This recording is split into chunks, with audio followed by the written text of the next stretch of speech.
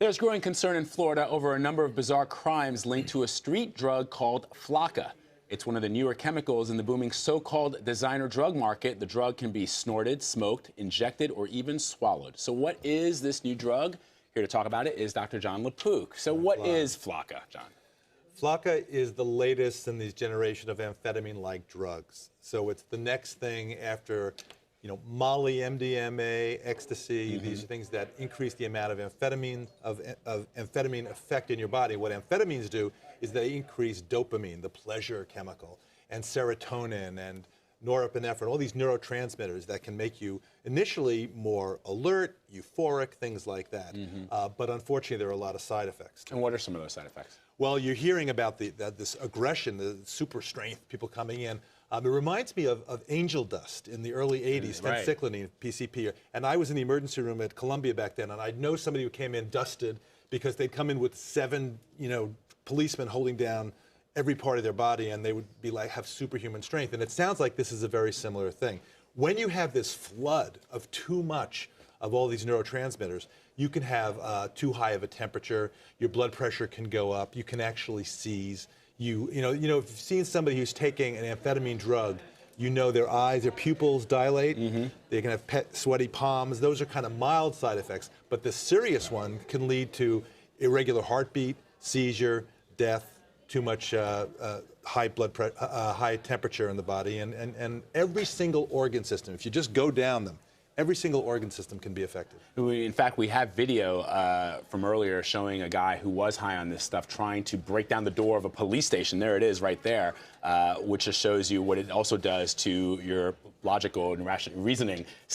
Yeah, meanwhile, inside of your brain, what's happening is the temperature can go up, and you can actually have bleeding inside of your head. Wow. So this is, one of the problems with this, aside from, forget about the philosophical idea of whether you want to be taking mind-altering drugs. You're taking drugs where you really don't know what's in them. Because these are, we keep saying that, they're synthetic. Somebody created them in a laboratory, and Heisenberg kind of. Are you trusting your life to some unknown person in some unknown place who's going to put the exact right dose that you think it has, even if you think it's okay to take it? You don't know what it's laced with, you don't know what the dosage is, and then if you start doing things like vaping, where you have like an e-cigarette type delivery system, it can go right into your bloodstream. Wow. You can get a really quick effect, quick hit. So you're really playing with fire. I looked at a graph earlier, and I saw that ecstasy, criminal activity, use of ecstasy in criminal activity was sort of going down, and now this is kind of going back up. So it's the next wave. I mean, it's kind of spy versus spy versus spy. I guess it's illegal to have, but you can't make every single solitary chemical illegal. So they change it up a little bit, and then maybe it's harder to detect, or maybe this version's not illegal. But this sounds more dangerous. You mentioned ecstasy. It sounds more dangerous to ecstasy, because I don't know anything about this, but I know that from reading that ecstasy gives you pleasure. This sounds like it gives you that idea of like superhuman strength, which makes you aggressive. Well, it's all a matter of dosage. So I think ecstasy has the same problem. It does. In the right dose, you can get this effect. But even in the right dose, these drugs, long-term, can cause organ damage. Liver, kidneys, heart, irregular heartbeats. Really, there's no free lunch when it comes to all this. And here, though, when you're talking about vaping it, and having it go right into your bloodstream so quickly, you definitely can get a high dose very, very rapidly. Are they addictive?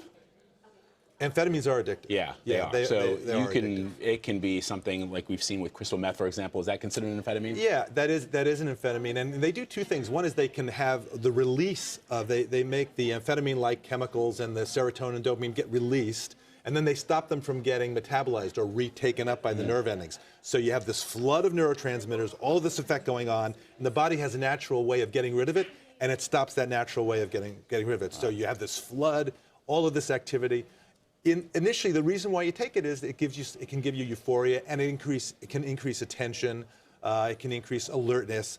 But then again, long term, you're definitely going to be paying the piper, and especially because you have no idea what the dosage is, and you can overdose. Very dangerous. Dr. John LaPook, thank you so much. Glad. All right.